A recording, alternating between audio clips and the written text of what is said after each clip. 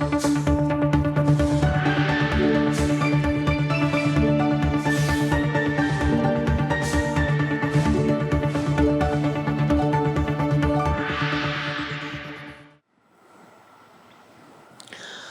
հեռուստատողներ, հեռանկարը այսօր հյուրընկալել է տնտեսագետ, տնտեսագիտության թեկնածու Հայաստանի Հանրապետության ֆինանսների նախկին նախարար Լևոն Բարխուդարյանին։ Բարև ձեզ, պարոն Բարխուդարյան, շնորհակալություն մեզ հյուրընկալվելու համար։ Այսօր վարչապետը ներկայացրել է կառավարության ծրագիրը 2026-31 թվականների եւ քաղաքական ուղղություններով եւ տնտեսական։ Կխնդրեի ձեզ առնվազն տնտեսական ուղղությամբ ձեր կարծիքը, ձեր բնութագրումը ասեիք։ Գիտեք, շատ ոլորտներում բավականին կոնկրետ նախանշված թիրախներ կան, նպատակներ կան, որը հետաքրքիր է բավականին եւ զգացում եմ կառավարությունը պատասխանատվությունը իր մեջ։ Սկսած ճանապարհաշինությունից, վերջացրած օրինակ ռոռոքելի ջրերի քանակով, գյուղատնտեսության, կանաչ տնտեսության, բնապահպանության եւ այլ ոլորտում, նույն կրթության ոլորտում զգացում եմ, որ ինչ-որ ընթացք արդեն կառավարությունը վերցրել է նախորդ ծրագրում, աշխատել է, հիմա այդ շարունակականությունը ապահովում է։ Միևնույն ժամանակ կան բավականին համեստ ցուցանիշներ, ես օրինակ շատ կվիճարկի այդ ցուցանիշը, որ հարաբերությունը պետք է 5 տարի հետո դարձնեն մինչև 26%։ Հիմա արդեն 25 է գրեթե։ Եվ վերջի 8 տարվա ընթացքում այդ տոկոս աճել է մոտ 2.5-3%-ային կետով։ Դա բավականին համեստ ցուցանիշ է։ Եվ զուգահեռաբար իհարկե նպատակ կա նաև խթանելու փոքր միջին բիզնեսը, բայց միայն հարկերը չէ այդ խթանելու ձևը։ Անընդհատ հարկային շեմը, չհարկվող շեմը բարձրացվում է։ Օրինակ միկրո ձեռնարկատիրության բիզնեսի հետ կապված առաջարկա եւ ոչինչ չի գրված, որ այսօրվա գոյություն ունեցող ավելացած արժեքի հարկի շեմը իջեցնելու մասին։ Այսօր 115 միլիոն դրամ է իրար հաջորդող շատ կառավարություններ նախորդող բիզնեսին աջակցելու նպատակով, միջել նախընտրական նպատակներով անընդհատ բարձրացնում են այդ շեմը։ Արդյունքը դառնում է նա, որ նորմալ հարկատու ընկերությունները բաժանվում են 5-8 մասի, որ այդ շեմի մեջ մնան եւ չվճարեն ավելացված արժեքի հարկ։ Շուրջ հարկի ռեժիմով աշխատել, այսպես ասած, որ էապես պակասեցնում է պետական բյուջեի եկամուտները, մուտքերը։ Դա ճիշտ չէ։ Բայց մյուս կողմից մենք անընդհատ արձանագրում ենք, որ հենց եկամուտները անընդհատ աճում են, ամեն անգամ որ այդ մասով ռեկորդային թվեր։ Ես դրա եմ ասում, տեսեք, արդեն նշածողը բավականին ցածր է վերցրած։ 1%-ային կետով աճ հարկերի հարաբերակցությունը։ Եվ ես կդնեի առնվազն 2-3 ամբիցիոզ ավելի ծրագրեր շեմը իջեցնելով, այսինքն հարկատվությունը բարձրացնելով, միաժամանակ ավելի նպատակահարմար է կոնկրետ հասցեական ձևով օգնել բիզնեսներին, սուբսիդավորել օրինակ բանկային տոկոսները, այլ տիպի արդեն գումարով օգնություններ,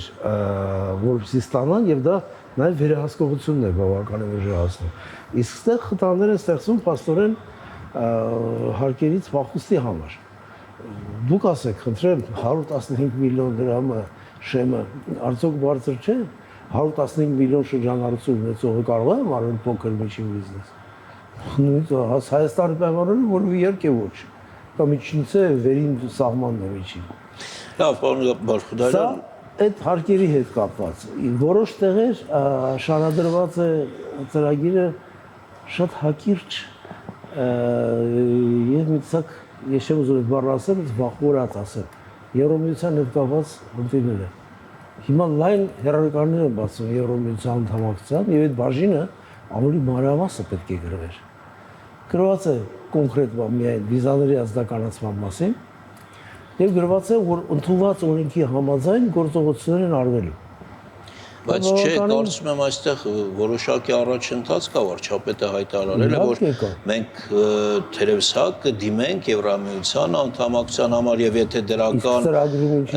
ազդակներ լինեն, դրական արձագանք լինի։ Որ մենք պիտի դիմենք եւ անդամակցենք Եվրամիությանը առաջիկի 5 տարում։ Ну, անհանդեպս այսպիսի ծրագիր իհարկե կարելի է գրել, չէ՞։ Որտեղ շատ բաներ արված է եւ արվում է։ անդամակցելու առումով այդ ճանապարհին եւ ինտենսիվ աշխատանքի դեպքում դա հնարավոր է։ Հավանաբար կա հաշվարկ, որ 5 տարիների ընթացքում չի հաջողում ես հասնել մինչև Եվրոպա։ Իսկ ինչու՞։ Կարելի է սկսել քայլերը, ինչի մասին այսօր արտահայտեց վարչապետը։ Շատ ընդհանուր հասկացողություն է, սա արդեն ծրագիր է։ Իհարկե դեպքերի միջոցառումների ծրագիր է, այս կառավարության ծրագիրն ապահովող քաղաքականության միջոցառումների մի ամբողջ հավելված, հուսանք այնտեղ այդ մանրամասները տեղ կգտնեն։ Որտեղ այդ ճանապարհային քարտեզը արդեն դիգրվի, սա ծրագիր է, սա դեկլարացիա չէ։ Օրենքը ընդհանուր ասում է, մենք գնում ենք անդամակցելու Եվրոմիությանը, ճիշտ է։ Դա օրենք է, հասկանալի է, ժողովրդի կամքն է։ Մինչև Եվրամիությունը կարծում եմ յատում է դեռ բավականին կարգավորելու խնդիրներ կան։ Հիշում եք վերջին ճեպազրույցի ժամանակ վարչապետը նշեց, որ եթե նույնիսկ հենց այսօր ամբողջությամբ ռուսական շուկան բացվի, հայկական բոլոր ապրանքատեսակների համար մենք միևնույն է շարժվելու ենք դիվերսիֆիկացիայի ճանապարհով, այսօր կառավարության ծրագիրը ներկայացնելու ժամանակ եւս նույն միտքը նշել է վարչապետը։ Հիմա այդ դիվերսիֆիկացիան ինչքանով է մեզ հաջողում։ Այնպիսի տպավորություն է, որ շատ դեպքերում այդ առանձին հաջողված օրինակները դիվերսիֆիկացիա, ինչպես ասենք, ինչ որ արտադրատեսակներ, ինչ որ մրգեր, ինչ որ բանջարեղեն, ձկնատեսակներ հաջող ճանապարհով հասցվում է մինչև Եվրոպա կամ որևէ այլ երկիր, բայց դա ընդհանուր պատկերը չի արտացոլում, այսինքն բոլոր այդ տնտեսվարողները, բոլոր արտադրողները չեն կարողացել լուծել այդ խնդիրը, այլապես մենք այսօր չենք խոսի նորից Ռուսաստանի շուկայից կախվածության մասին, եթե գլոբալ առումով խնդիրը լուծել ենք։ Իհարկե Ռուսաստանի շուկայի հետ պետք է աշխատել եւ չի կարելի ասել, այ իրենք արկելեցին, այդ ուղղությամբ մոռանում ենք, չենք աշխատում, ասում ենք հիմա այլ ուրիշ ուղղությամբ չէ։ Որքանով հնարավոր է պետք է աշխատել ճիշտ համակշռելով բոլոր ռիսկերը, որ դրանք կան, իհարկե անշուշտ կան։ Բավականին եք, որ դիվերսիֆիկացիան ստացվում է մեզ մոտ, թե ավելի շատ մենք այդպես խոսում ենք։ Շատ ավելի պասիվ է, դրա համար եմ ասում, կառավարության ծրագրի մեջ չկար այդ մասին գրած հատուկ։ Չկար։ Ես սպասում եմ, որ բավականին շեշտադրումներ կլինեն դիվերսիֆիկացիայի հետ կապված։ Սա համար մեկ առաջնահերթություն դիրն այսօր մեր կառավարության, եւ պետք է շատ ակտիվ աշխատել Եվրոմիության հետ, այնտեղից հրավիրել համապատասխան ոլորտների խորհրդատուներին, որովհետեւ ամեն ոլորտ առ ոլորտ ընդհանուր միջև կոնկրետ մեծ արտադրություններ այդ հարցին տան կոնկրետ պրակտիկ լուծում։ Ինչ պետք է արվի, սկսած փաթեթավորումից, վերջացրած որակական պահանջներից եւ այլն, դրանք այդքան շատ չեն, ինչքան մեզ թվում է, անհնարին տարիները պետք չէ։ Շատ արագ պետք է վերցնել, իրենք պետք է հստակ գրեն, ինչ քայլերով ինչի արվելու, եւ մնում է դա իրագործել։ Հստակ վերահսկել դրա իրագործումը։ Եվ շատ արագ, դա հարցերի հարցն է այսօր, որտեղ այդ ռիսկերը չեն վերացել, նրանք կարող են ավելի դաժան տեսք ստանալ։ Հիմական հրապարակումներ, օրինակ ձմռանը կարող են լինել տարբեր սանկցիաներ Ռուսաստանից, մասնավորապես գազի գնի թանկացում, գազամատակարարման, չգիտեմ, միջեցում, որովհետեւ մենք լավ դաս առնենք, հասկանանք դա ինչ է նշանակում։ Դա մի քիչ ծիծաղելի է համար, որտեղ այդ տիպի սանկցիաները միայն արագացնում են մեր դիվերսիֆիկացիան դեպի Եվրոմիության շուկա։ Բիզնեսը չպետք է այդքան կապված լինի քաղաքականության հետ։ Ես կողմ չեմ այդ տարբերակին։ Կարծ է։ Տեսեք, ինչ օրինակ է բերվում, որ առաջ մենք այդպես շատ հստակ ռազմավարական հարաբերություններ ունենք միայն Ռուսաստանի հետ, հիմա 8-ից 10 երկիր կա, որոնց հետ Հայաստանը կամ արդեն ունի ռազմավարական հարաբերություններ, կամ այդ ճանապարհին է գրեթե արդեն ձևավորված են, բայց դրա այսպես որակական համեմատությունը չկա, այսինքն եթե մենք այսօր 10 այդպես երկիր ունենք առաջվա մեկ Ռուսաստանի դիմաց, արդյոք այդ ծրագրերը տնտեսական ամբողջովին ծածկում են նաև այն հարաբերությունները, որ կային Ռուսաստանի հետ, կամ մասնավոր ավելի օրինակ նշում են, որ այսօր շուրջ 20 տարբեր երկրներից մենք բենզին ենք ներկրում, առաջ դա միայն Ռուսաստանից էր, բայց գուցե առաջ եթե X քանակ էր ներկրվում, հիմա այդ X-ի 1% կամ չգիտեմ 10, 20, 30%-ը, այսինքն շատ ոնց որ թե երկրների հետ կա հարաբերություններ, բայց դա ինչ որակ է կազմում անհասկանալի է։ Կա ուղղությունը ճիշտ է վերցված եւ այդ ուղղությամբ աշխատում ենք։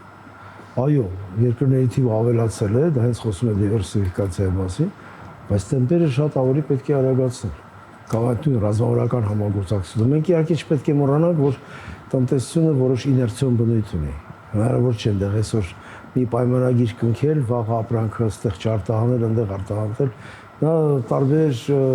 գործառույթների հետ է կապված, գործողությունների հետ է կապված, որը որոշակի ժամանակ է պահանջում։ Բայց նորից եմ ուզում ասել, որ այդ աշխատանքը պետք է շատ ակտիվացվի, շատ ակտիվ պրոպագանդվի դա։ Մարդիկ չպետք է վախենան աշխատել Եվրոմիության հետ։ Այո, հաջող օրինակներն էլ պետք է գրել, որ մարդիկ տեսնեն, որ այդ նույն իր հարևան աշխատողը, որ առաջ լրիվ ռուսական շուկայի վրա էր, իսկ հիմա աշխատում է Եվրոպայի հետ, առանձնապես երկնքից աստղեր չհիշեցրեց, ուղղակի հետևողականորեն մի քանի քայլ կատարեց, գտավ իր գործընկերներին եւ գնում է առաջ։ Դա այդքան դժվար չէ, ինչքան կարող է թվալ։ Այդ առումով առաջի հաջող դեպքերը պետք է իհարկե ցուցահանդեսվեն, պետք է իհարկե շեշտադրվեն։ Բայց նորից եմ ասում, այդ ուղղությամբ աշխատանքը շատ ավելի պետք է ակտիվացվի։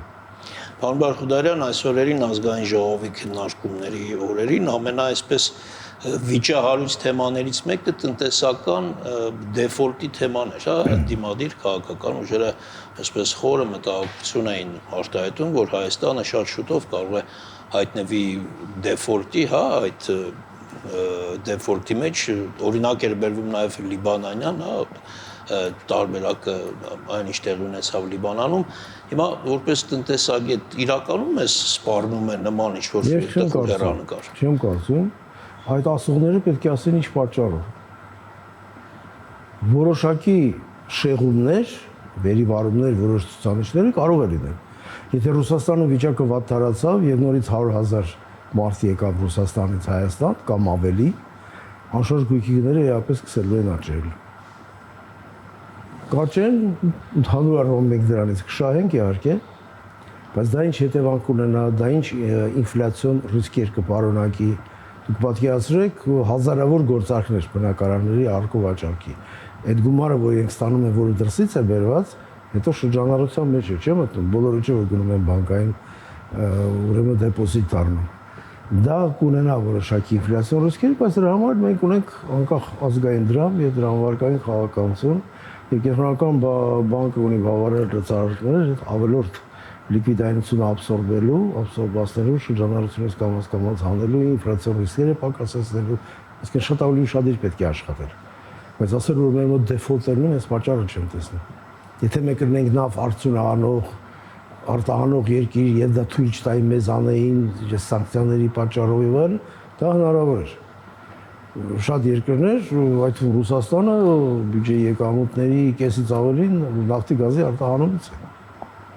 Եվ պատահական չէ, որ Միացյալ Նահանգները արդեն դարձան Չինաստանին, այլ երկրներին, որոնք այդ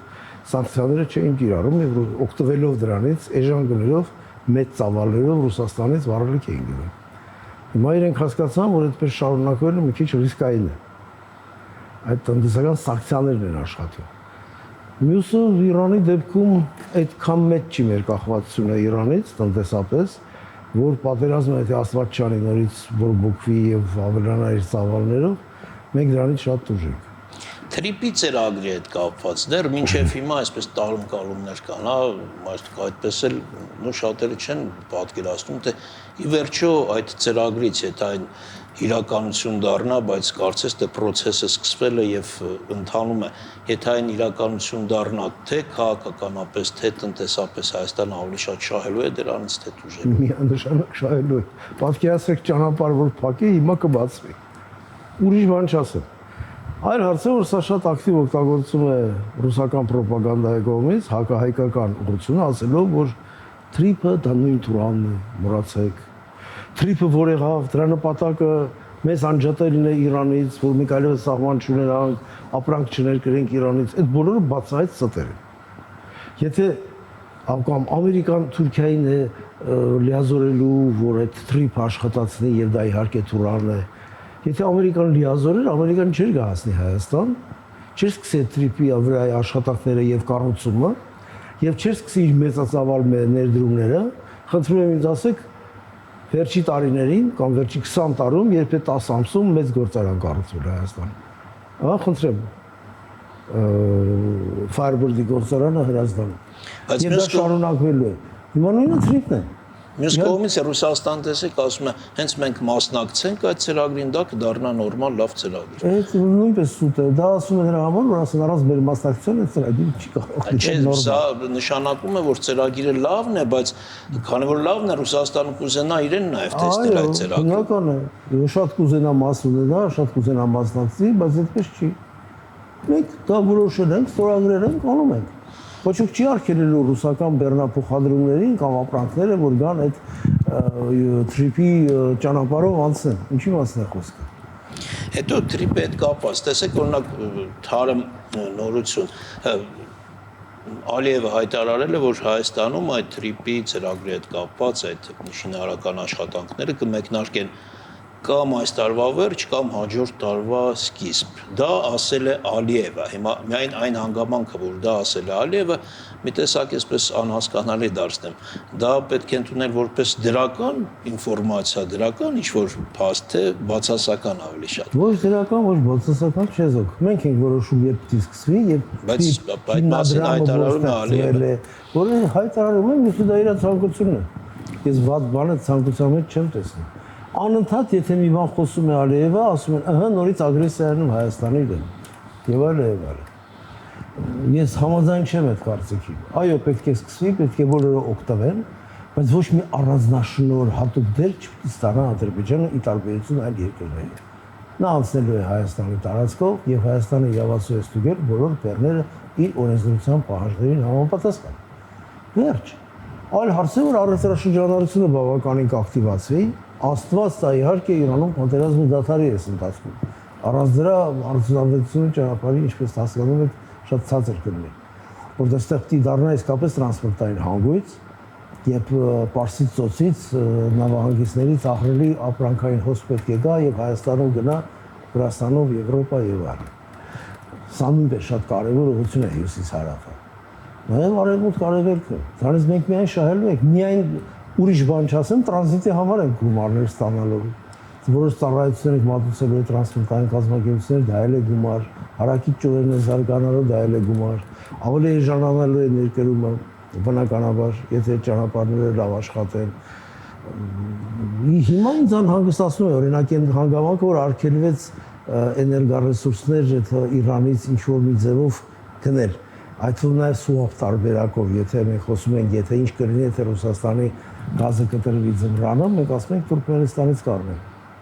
Իրանք դա սուապի ձևով են անում, այսինքն Թուրքմենստանը սահմանակից իրանական տարածքներին գազը տալիս, Իրանն մեզ տեղից նույն քանակն է տալիս։ Վստահում եմ, որ թուրքմենական գազն է գալիս։ Հիմա դրանք այդ սանկցիաների պատճառով կդժվարանա։ Բայց երբ որ մենք բացատրենք, ինչպես նախորդ տարիներին, ամերիկյան կողմը դա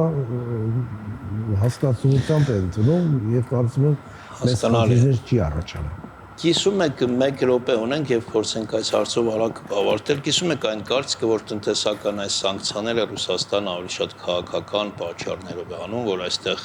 ընդվզումներ, բողոքներ առաջանան, դա է վերջո նպաստի իշխանափոխությանը։ Եվ կարծես թե դա չի ստացվում, գուցե դա հուշի, որ մենք ակնկալենք այդ պատժամիջոցների թուլացում, ինչ որ իմաստով։ Ասված է իրենց հուշի, բայց մենք որևէ երաշխիք չունենք, որ նրանք այդ պատժամիջոցները կվերանան, քանի որ նախադեպը կա, ինչ որ տարբեր առիթներով, ինչ որ մեկի մի բան դուր չգա, հնարավոր է ինչ որ այս տիպի բաներ փորձեն անեն մեզ վախացնելու համար, այսպես ասած, խոճապ առաջացնելու համար եւ այլն։ Սա հատուկ տարվող քաղաքականություն է։ Ավելի շատ քաղաքական ազդեցությունը պահելու նպատակով է արվում։ Բայց դա այդպես չպիտի լինի։ Մենք շատ լավ աշխատում ենք ռուսների հետ, եթե չդառնա որ ռուսներին լավ չեն ընդունում Հայաստանում, պիտի ասենք որ տուրիստներ չգնան Հայաստան, եւ տեղի ռուսական համայնքի մարդիկ խոսում են, ուղղակի հիացած են եւ շատերը ուզում են մնան Հայաստանում։ Փորձում են զսպել, այդքան ավելի շատ են կարծես։ Երևի, այո, իրականությունը միշտ ճշմարտությունը իր ճանապարհը հաղթա։ Շնորհակալություն հետաքրքիր զրույցի համար։ Այսքան արգել հեռուստատողներ, մեր հյուրն էր տնտեսագետ, տնտեսագիտության թեկնածու, ֆինանսների նախկին նախարար Լևոն Բարխուդարյանը։